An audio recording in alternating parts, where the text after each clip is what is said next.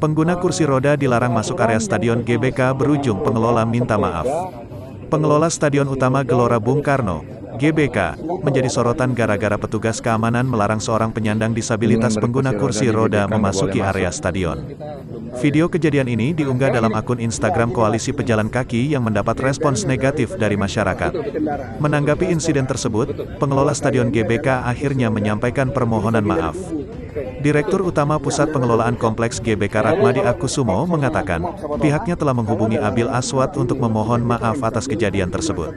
Manajemen GBK memohon maaf atas ketidaknyamanan yang terjadi dan kami telah menjalin komunikasi yang baik kepada pihak bersangkutan, ujar Rakmadi, dikutip dari keterangan pers, Selasa, tanggal 28 Desember tahun 2021.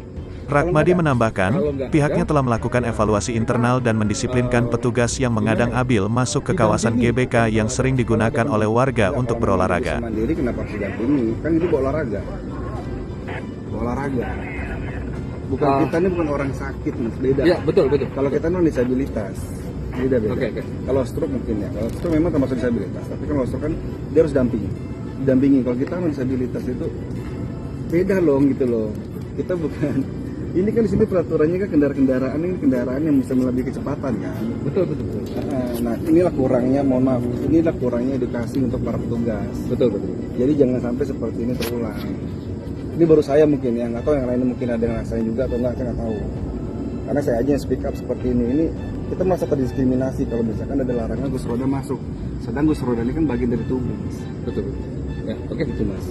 Jadi diizinkan kalau kursi roda boleh. Diizinkan ya. Siap. Kalau kursi roda. Oke, Mas. Ya, gitu aja, next time. Jangan lupa subscribe, share, komen, dan like ya.